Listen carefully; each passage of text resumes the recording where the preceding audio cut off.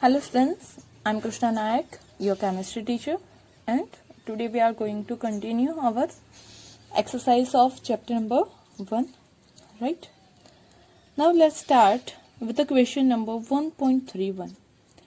How many significant figures should be present in the answer of the following calculation, right? अगर हम ये जो calculation carried out करें तो उसका जो भी आंसर आएगा उस आंसर में हाउ मेनी सिग्निफिकेंट्स आते हैं we have to find out that, right? हमें आंसर फाइंड आउट नहीं करना है, हमें ये फाइंड आउट करना है if we simplify this and get the answer. The how many significant figures will present in that answer, right? तो यहाँ हम पहले क्वेश्चन में देखें तो यहाँ पे क्या है, मल्टीप्लिकेशन है और डिवीजन है, राइट? जब भी मल्टीप्लिकेशन और डिवीजन हो तो हमें क्या देखना है कि जो भी डिजिट्स है, जो भी नंबर है, सही है, उसमें जिसके पास लीस्ट सिग्निफिकेंट फिगर्स होंगे, सही है, जो भी हमें यहाँ पे नंबर्स डिजिट दिए गए हैं उसमें जिसके पास less number of significance figure होंगे उतने ही सिग्निफिकेंट फिगर हमारे आंसर में होने चाहिए, सही है। तो यहाँ पे अगर आप बात करो तो यहाँ पे ये दो तो स्टार्टिंग 0 है, तो ये जो है हमारा फर्स्ट टर्म, हमारा फर्स्ट डिजिट, उसमें नंबर ऑफ सिग्निफिकेंट फिगर्स कितने होंगे, 1 2 3 4, तो यहाँ पे 4 हो जाएंगे। यहाँ पे अगर आप काउंट करो तो नंबर ऑफ सिग्निफिकेंट फिगर्स कितने होंगे, 1 2 3 4 5, तो यहाँ पे 5 हो गए। यहाँ पे अगर आप बात करो तो क्या होगा, यहाँ पे 1 2 3, तो यहाँ पे 3 सिग्निफिकेंट फिगर्स है, और यहाँ पे क्या है 1 2 3 4, तो यहाँ पे 4। मतलब least number of significant figures किस में है, तो हमारे ए वाले टर्म में है, वो कितने हैं, 3। अगर जो हमें क्वेश्चन दिया गया है उसमें सिग्निफिकेंट फिगर सबसे कम 3 है, तो जो आंसर है उसमें भी सिग्निफिकेंट फिगर्स कितने होने चाहिए, 3 ही होने चाहिए। तो हम ये लिख सकते हैं, क्या लिख सकते हैं, फर्स्ट का आंसर ये लिख सकते हैं, the least precise term, the least precise term has 3 significant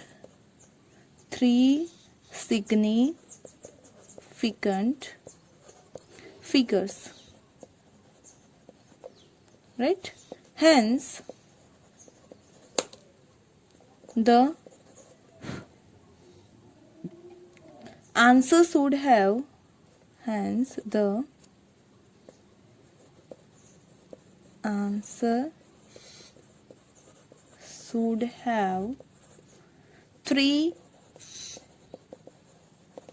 significant figures, right? अगर लिस्ट नंबर कितने हैं हमारे पास, 3 है, तो आंसर में भी कितने होने चाहिए, 3 ही होने चाहिए। यहाँ पे अगर आप बात करो सेकंड नंबर के क्वेश्चन की, तो यहाँ पे क्या हो जाएगा, अगर यहाँ पे देखो तो आप बोल सकते हो यहाँ पे तो सिग्निफिकेंट फिगर 1 है तो आंसर में 1 होना चाहिए। अगर आपने ऐसा किया तो it will be a wrong, right? क्यों? तो ये क्या है, एक कांस्टेंट नंबर है, 5 क्या है, कांस्टेंट नंबर है, और जब भी कांस्टेंट कोई नंबर होता है तो उसके सिग्निफिकेंट की वैल्यू क्या हो जाती है, इनफाइनाइट हो जाती है। क्या हो जाती है, इनफाइनाइट। और यहाँ पे सिग्निफिकेंट फिगर्स की वैल्यू कितनी है, 4। तो लेस कौन हुआ, इनफाइनाइट या 4? 4 ही हुआ ना। तो उसी वजह से ये जो हमारा 4 है वो क्या है, लीस्ट सिग्निफिकेंट फिगर है, और उसी वजह से आंसर में भी कितने सिग्निफिकेंट फिगर्स होने चाहिए, 4 ही होने चाहिए। तो यहाँ पे हम ये कह सकते हैं 5 is a constant term. So, significant figure for 5 is infinite, सही है। ये 5 के लिए क्या हो जाएगा, इनफाइनाइट, सही है। So least significant figure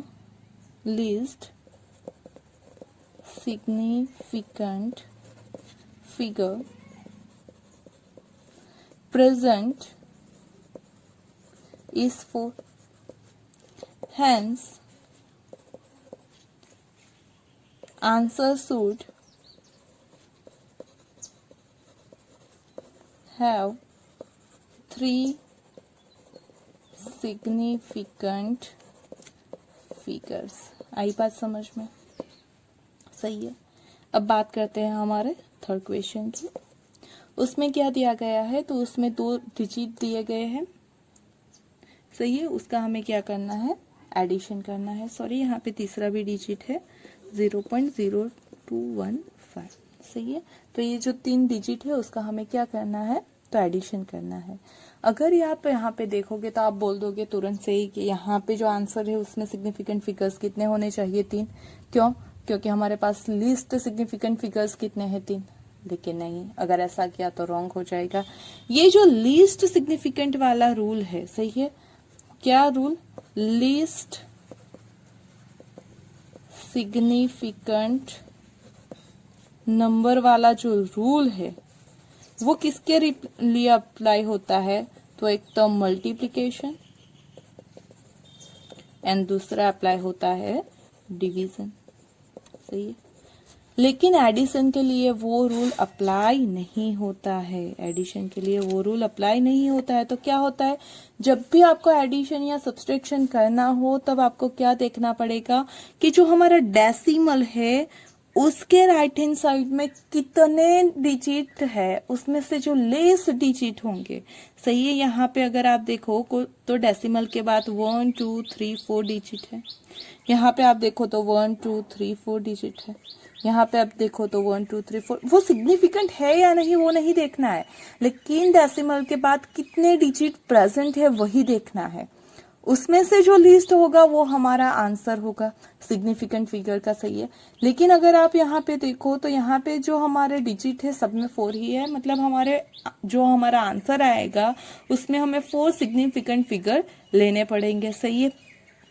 पर यहाँ पे अगर किसी में होता, सपोज मेरे पास डिजिट होता 0.715, 0.0256 एंड 0.01767. सही है. तो आप यहाँ पे देखो, यहाँ पे जो डिजिट है डेसिमल उसके बाद 1 2 3 डिजिट है. तो यहाँ पे हो जाएगा हमारा कितने डिजिट है? 3. यहाँ पे अगर बात करो तो 1 2 3 4 डिजिट है. सिग्निफिकेंट फिगर कितने हैं वो नहीं देखने, क्योंकि सबका क्या करना है? हमें एडिशन करना है. यहाँ पे कितने हैं? 1 2 3 4 5. तो जो हमारा आंसर होगा उसमें कितने डिजिट प्रेजेंट होने चाहिए? 3 डिजिट प्रेजेंट होने चाहिए. सही है. यहाँ पे जब भी एडिशन हो तो आपको सिग्निफिकेंट फिगर लेस है कितने वो नहीं देखने हैं. क्या देखना है? तो डेसिमल के बाद नंबर कितने हैं उसमें से जो लेस नंबर होगा वही हमारे आंसर में सिग्निफिकेंट फिगर होना चाहिए. जबकि मल्टीप्लिकेशन और डिवीजन के लिए थोड़ा सा डिफरेंट है. सही है. अगर यहाँ पे प्लस की जगह मल्टीप्लिकेशन होगा तो हम ये बोल सकते हैं कि यहाँ पे list number of significant figures in दोनों में 3 है, तो हमारे आंसर में भी 3 होने चाहिए थे. आई बात समझ में? तो मल्टीप्लिकेशन डिवीजन का रूल अलग होता है और एडिशन का रूल अलग होता है. तो यहाँ पे हम क्या कह सकते हैं? In the given addition, in the given addition, the least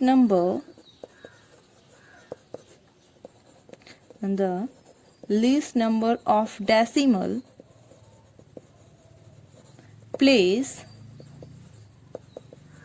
in the term is 4. सही है. यहाँ पे कितने डिजिट है? 4 डिजिट है. So hence the answer should have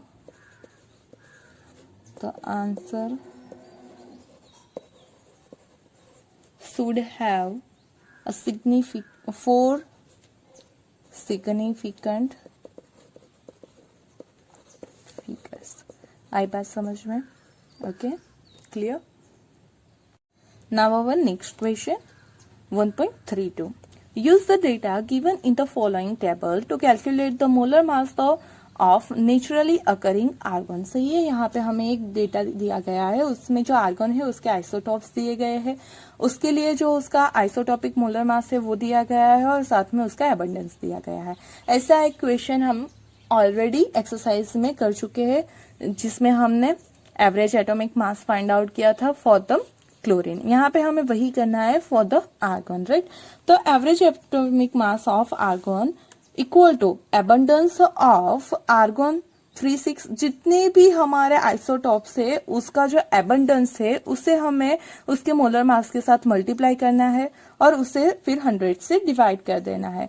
और जो सारी टर्म्स आएंगी ऐसे, इन दोनों का मल्टीप्लाई करो और 100 से डिवाइड करो, इन दोनों का मल्टीप्लिकेशन करो, 100 से डिवाइड करो, इन दोनों का मल्टीप्लिकेशन करो, उसे 100 से डिवाइड करो, और जो भी आंसर आएंगे उन सबको आपको क्या करना है, ऐड कर देना है। सही, तो ऐसे हम average atomic mass find out कर सकते हैं। तो average atomic mass of argon will be abundance of argon 36 into molar mass of argon 36 divided by 100 plus abundance of argon 38 into molar mass of argon 38 divided by 100 plus abundance of argon 40 into molar mass of argon 40 divided by 100। सही है, इस table में already सारी values दी गई है तो सारी values को आप यहाँ पे रिप्लेस कर दो। सही है, फिर यहाँ पे पहले क्या करो, आप ये वाली टर्म को सिंप्लीफाई करो, जो आंसर आएगा वो लिखो, यहाँ पे प्लस है तो प्लस आ जाएगा, फिर ये वाली टर्म को सिंप्लीफाई करो। सही है, ये दोनों का मल्टीप्लिकेशन और डिवीजन में 100, तो आपको जो आंसर मिलेगा उसे लिखो, प्लस ये वाली टर्म को सिंप्लीफाई करो, जो आंसर मिलेगा वो, इन दोनों का आप क्या करो, एडिशन करो, तो आपको मिल जाएगा 39.9496 इस नियर अबाउट 40। सही है, और जो हमारा एटॉमिक मास होता है उसका यूनिट होता है AMU या फिर U। सही है, तो हमें जो आर्गन दिया गया है उसका एवरेज एटॉमिक मास हो जाएगा 40 atomic mass unit. Okay, now the exercise 1.33, calculate the number of atoms in each of the following. Right, हमें क्या करना है, एटम्स कैलकुलेट करना है जो गिवन डेटा है उसके लिए। पहला दिया गया है 52 मोल्स ऑफ हीलियम, दूसरा दिया गया है 52 atomic mass unit of helium and तीसरा दिया गया है 52 ग्राम ऑफ हीलियम। सही है, यहाँ पे 52 है लेकिन जो यूनिट्स है वो डिफरेंट है। तो उसके लिए हम क्या करते हैं, नंबर ऑफ एटम हमें कैलकुलेट करने हैं। पहला हम लेते हैं वो क्या है, 52 मोल्स ऑफ हीलियम। तो हम क्या कह सकते हैं, in the 1 mole of helium contains Avogadro number of atom. सही है, किसी भी हम एटम या मॉलिक्यूल की बात करें उसका अगर हम कितना ले, 1 मोल जितना मास ले 1 मोल जितना वेट कर ले, तो वो जो भी है हमारा एटम और मॉलिक्यूल उसमें क्या हो जाएगा, तो नंबर ऑफ एटम कितने हो जाएंगे, एवोगेड्रो नंबर जितने हो जाएंगे। सही है, 6.022 इंटू 10⁻23 जितने हमने कितने लिए हुए हैं, 52। अगर 1 में एवोगेड्रो नंबर जितने हैं तो 52 में कितने हो जाएंगे, हम इजीली फाइंड आउट कर सकते हैं। सिंपल आप क्रॉस मल्टीप्लिकेशन करोगे तो आपको मिल जाएंगे number of atom present in the 52 moles of helium is 3.13 into 10⁻25। सही है, आपका ये आंसर आ जाएगा। अगर मैं आपको बोल रही हूँ, अगर आपको इस डिजिट, इस डेसिमल को शिफ्ट करने में प्रॉब्लम हो रही है तो आप प्लीज मेहरबानी करके वो मत कीजिए, यही आंसर आप लिख के आइए। सही है, कोई रॉन्ग नहीं देगा। लेकिन यहाँ पे अगर आप लेफ्ट हैंड साइड जा रहे हो कितने डिजिट, 2 डिजिट, तो आपको यहाँ पे +2 करना पड़ेगा, मतलब 23 + 2 हो जाएगा 25। सही है, मतलब लेफ्ट हैंड साइड जाते हो तो प्लस होता है, राइट हैंड साइड जाते हो तो माइनस। अगर आपको उसमें कंफ्यूजन हो रही है तो इसी आंसर को छोड़ दीजिए। सही है, ताकि रॉन्ग ना हो आपका। दूसरा दिया गया है हमें 52 atomic mass unit of helium. अब जो हीलियम है, एक हीलियम का एटॉमिक मास यूनिट क्या है, 4, मतलब कि एक हीलियम, एक एटम का मास है 4U। तो हम ये कह सकते हैं 4 atomic mass unit mass for the 1 atom of helium. Then we having 52 atomic mass unit mass, तो उसमें कितने एटम होंगे हम इजीली फाइंड आउट कर सकते हैं। तो 52 divided by 4 it will be 13 atom present, right, in the 52 atomic mass of unit, right. Similarly, for the 52 gram of helium, अब जो 52 ग्राम ऑफ हीलियम है ये क्या था, तो एटॉमिक मास था। क्या था ये, एटॉमिक मास, क्योंकि वो किस में है, एटॉमिक मास यूनिट में दिया गया है। यहाँ पे जो 52 ग्राम दिया गया है, और ग्राम जो होता है वो किसके लिए यूज होता है, तो मोलर मास के लिए। तो अगर हमने लिखा है कि 1 helium having 4 gram of mass, means के वो क्या दिया गया है, मोलर मास। 1 मोल का मास दिया गया है, ये क्या है, 1 एटम का मास दिया गया है, और ये क्या है, तो 1 मोल का मास दिया गया है। सही है, अगर 1 मोल हीलियम है तो उसका मास हो जाएगा 4 ग्राम, और 1 एटम ऑफ हीलियम है तो हो जाएगा 4 एटॉमिक मास यूनिट। मतलब यहाँ पे हम ये कह सकते हैं कि 4 ग्राम of helium contains Avogadro number of atom, क्योंकि 1 मोल में कितने होते हैं एवोगैड्रो नंबर में, मतलब कि हमने 4 ग्राम लिया तो उसमें भी कितने होंगे एवोगैड्रो नंबर जितने। Then 52 gram of helium contains how many atoms of helium, right.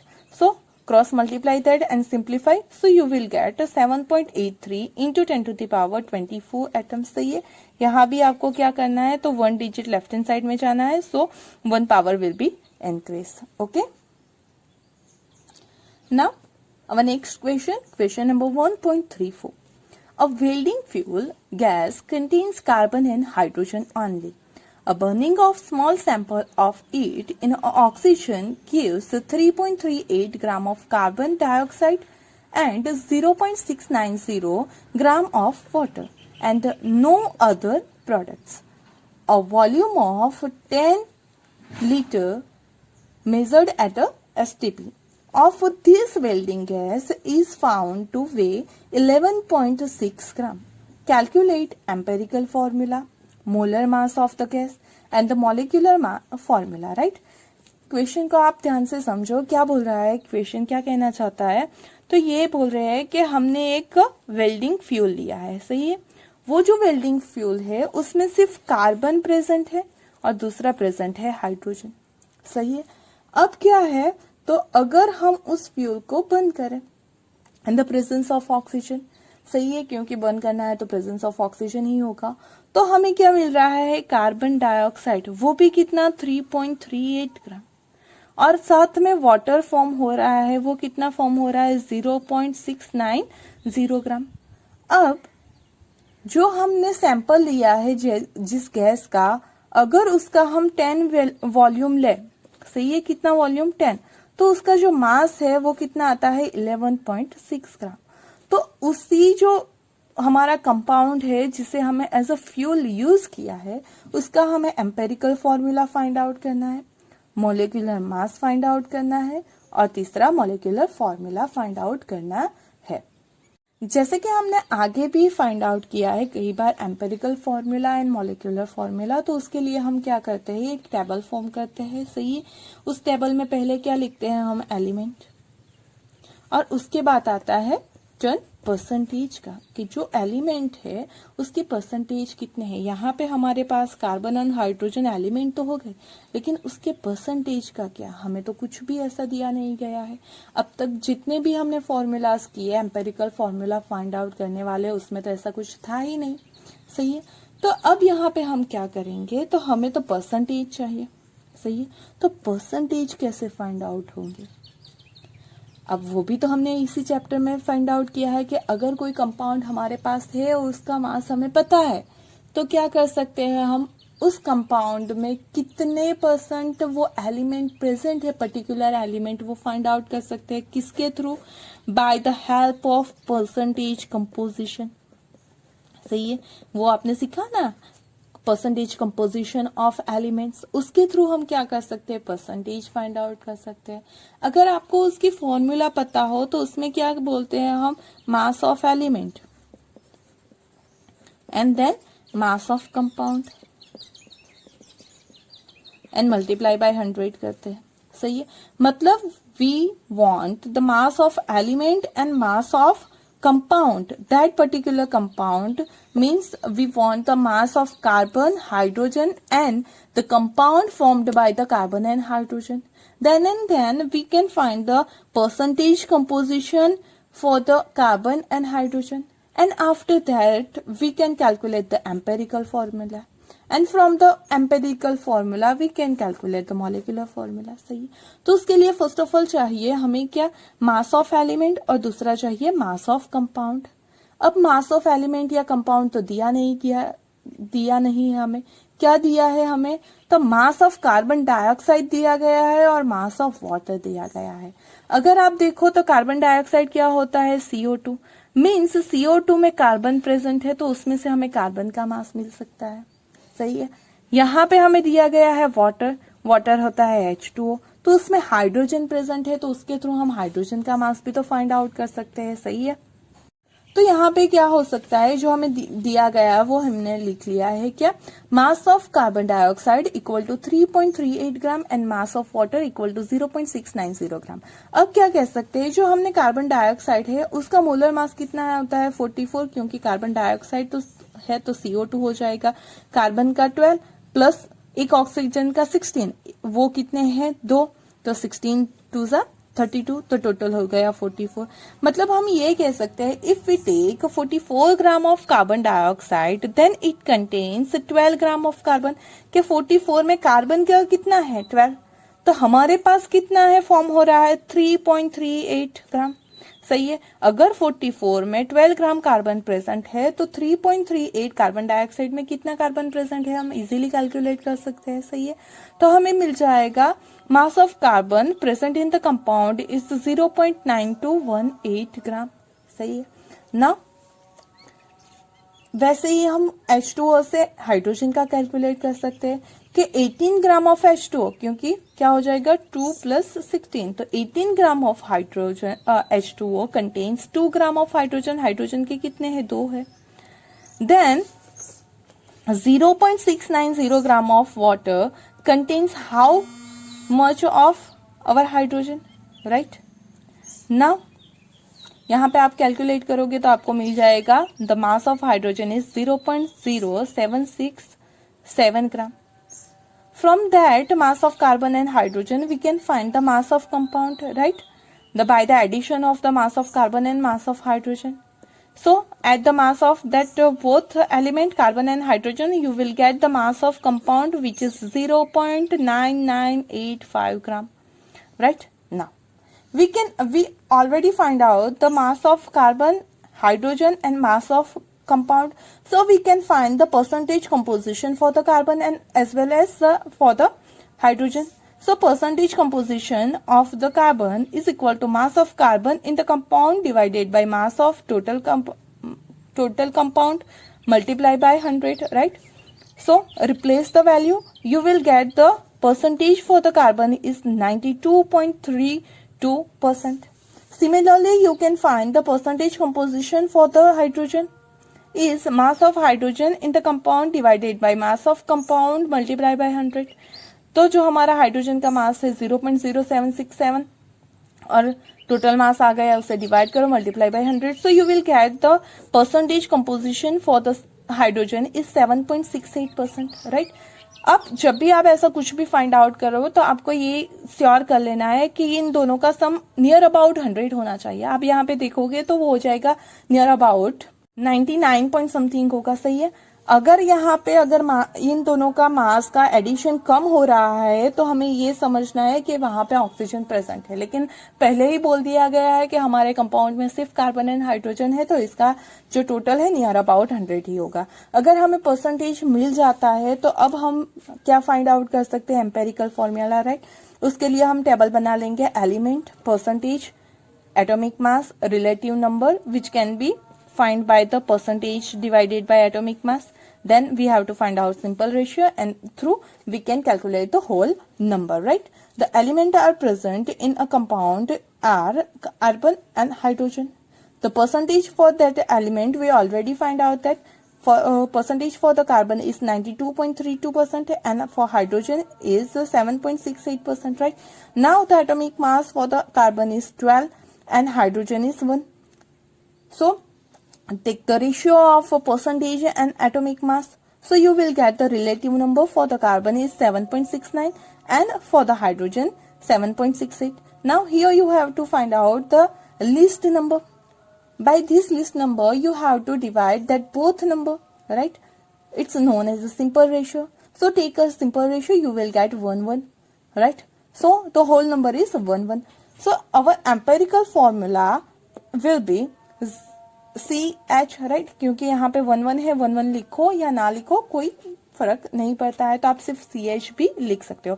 मतलब जो हमें फाइंड आउट करना था, हमने पहले ही डिस्कस किया कि जो हमें फाइंड आउट करना है उसमें से पहला फाइंड आउट हो गया क्या, एम्पेरिकल फॉर्मूला, राइट ना.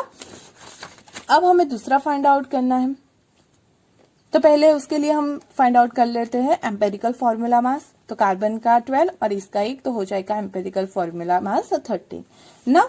हमें दूसरी भी एक डेटा गिवन है क्या, अगर हमने 10 लीटर ऑफ 10 लीटर उस कंपाउंड का ले लिया तो उसका वेट हो जाएगा 11.6, सही है. तो अगर वो भी किस पे दिया गया है, एसटीपी है. अगर हम एसटीपी के वेट की बात करें तो एसटीपी जो मास होगा वो कितना हो जाएगा, उसके मोलर मास जितना.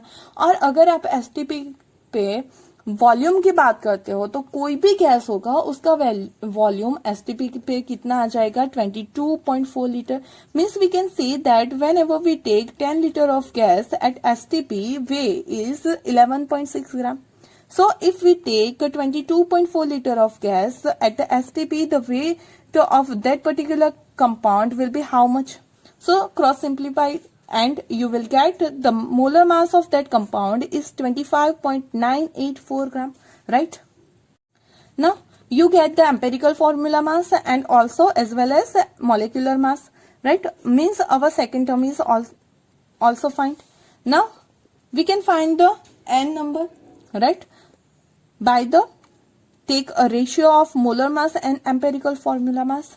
Replace the value of that molar mass and empirical formula mass, you will get the n equal to 2, right? Now molecular formula equal to n into empirical formula, right? So the n is 2 and you get the empirical formula CH. So your compound having a molecular formula of C2H2 means it is a molecular of ethyne, सही है. तो हमें जो compound दिया गया है उसके लिए जो मॉलिक्यूलर फॉर्मूला है वो भी फाइंड आउट हो गई, क्या हो गया, C2H2. तो ऐसे आप किसी भी कंपाउंड की मॉलिक्यूलर फॉर्मूला फाइंड आउट कर सकते हो. ऐसे ही प्रैक्टिकली तौर पे जो भी कंपाउंड होते हैं उसकी मॉलिक्यूलर फॉर्मूला फाइंड आउट की जाती है, सही है.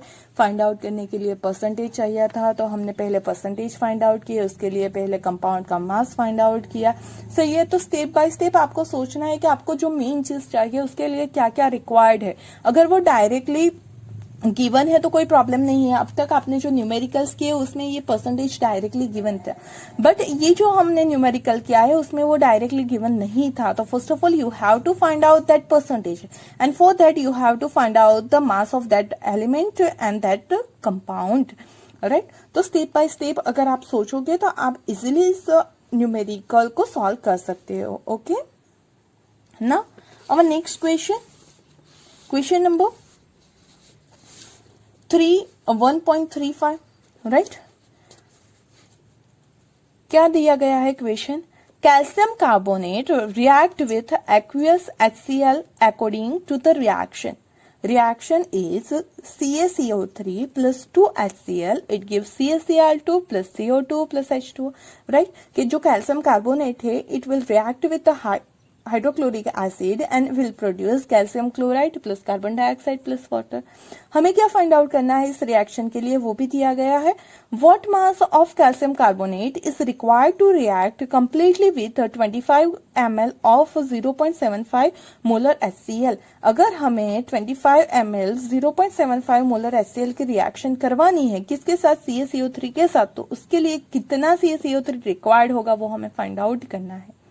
तो mass of CaCO3 find out करने के लिए पहले हमें ये पता होना चाहिए कि हम जो यूज कर रहे हैं HCl उसका मास कितना है, क्योंकि हम मोल के अकॉर्डिंग मोल का रेशियो फाइंड आउट कर सकते हैं, मास के अकॉर्डिंग मास का.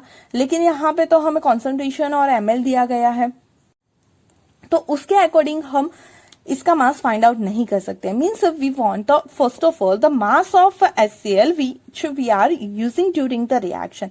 अगर वो मास हमें मिल जाता है तो उसके अकॉर्डिंग हम CaCO3 का मास फाइंड आउट कर सकते हैं, सही है. तो जो गिवन डेटा है उसके अकॉर्डिंग हम क्या कह सकते हैं, तो जो मोलारिटी है वो दी गई है, वॉल्यूम ऑफ सॉल्यूशन दिया गया है for the HCl and we have to find out the mass of CaCO3. Now molarity दी गई है तो हम फर्स्ट ऑफ ऑल यूज कर लेंगे formula for the molarity is the mass of solute divided by mass of molar mass of solute into volume of solution in ml, so we multiply by 1000. अब ये सारी चीज किसके लिए दी गई है? HCl के लिए. मतलब मास ऑफ सॉल्यूट हो जाएगा हमारा HCl का मास, मॉलिक्यूलर मास ऑफ HCl भी क्या हो जाएगा हमारा, भी हो जाएगा HCl के लिए. तो मॉलिक्यूलर मास ऑफ HCl हम फाइंड आउट कर सकते हैं. The mass of atomic mass of hydrogen is 1 and mass of atomic mass of chlorine is 35.5. So the molecular mass of the HCl is 36.5 gram per mole, right? Molarity is given and volume of solution is also given. So you can find that the mass of solute means mass of HCl which we are using during the reaction, right? So replace all the terms, right? Molarity, mass of molar mass of solute and volume of solution, and subtract the mass of solute and rearrange the formula and simplify that. So you will get the mass of solute means mass of HCl, right, which we are using during the reaction is 0.6844 gram, right? Now again write the formula reaction which is given in equation. CaCO3 plus 2HCl, it gives CaCl2 plus CO2 plus H2, right? From this reaction we can say that 1 mole of CaCO3 react with 2 mole of HCl, or in the terms of gram we can also say that 100 gram of CaCO3 react with 73 gram of HCl. ये कैसे find out किया? तो Ca जो calcium है उसका atomic mass होता है 40, carbon का होता है 12, एक ऑक्सीजन का होता है 16, वैसे 3 है तो 16 3 हो जाएगा 48. तो टोटल हमारा CaCO3 का मॉलिक्यूलर मास हो जाएगा 100, राइट? ये 2 मोल HCl के है, एक का कितना है 36.5, ऐसे 2 यूज किए तो हमारा जो HCl हम यूज कर रहे हैं उसका कितना हो जाएगा 73. तो from this equation we can see that whenever we react 73 gram of HCl, it requires 100 gram of CaCO3. कि इसे पूरी तरह से अगर रिएक्ट करवाना है तो हमें 100 ग्राम ऑफ CaCO3 चाहिए होगा. हम यूज कितना कर रहे हैं? तो हम यूज कर रहे हैं 0.6844. तो उसके लिए कितना चाहिए हम इजीली फाइंड आउट कर सकते हैं. सो 73 gram of HCl required 100 gram of CaCO3, then 0.6844 gram of HCl required how much of CaCO3, right? So you will get answer 0.9375 gram of CaCO3 will be required during the reaction, right? Now our last question of this exercise, which is 1.36. Chlorine is prepared in the laboratory by the treating manganese dioxide with aqueous hydrochloric acid according to the reaction. Reaction is given 4HCl plus MnO2, it gives 2H2O plus MnCl2 plus Cl2, right? We have to find out how many grams of HCl react with 5 gram of manganese dioxide, right? Here we are reacting HCl with the manganese dioxide, right? For this reaction is given, right? And we have to find out the gram of HCl which is required for the reacting 5 gram of manganese dioxide with this HCl, right? So we first of all write the reaction which is given, then we can say that from this reaction whenever 146 gram of HCl, right? क्योंकि एक HCl का मास कितना हो जाएगा 36.5, ऐसे कितने हम use कर रहे हैं 4, तो यहाँ पे हो जाएगा 146 gram of HCl react with 87 gram of oxygen, right? Sorry, manganese dioxide. क्यों? क्योंकि मैंगनीज का एटॉमिक मास होता है 55 and oxygen having a atomic mass is 16 and we are using 2 oxygen, so 32. You will get the 87 atomic mass for the manganese dioxide. So from this reaction we can say that whenever we react 87 gram of manganese dioxide with a HCl, the required HCl is 146 gram, right? And during reaction we are using 5 gram of manganese dioxide, means how many grams of HCl will be required. So you will Simplify this and you will get 8.39 gram of HCl during the reaction, right? Means whenever we are reacting 5 gram of manganese dioxide, it required 8.39 gram of HCl, right? Hope you understand. यहाँ पे हमारी जो first chapter की exercise है वो complete होती है. अगर कोई भी प्रॉब्लम हो आप मुझे पूछ सकते हो. Okay, thank you.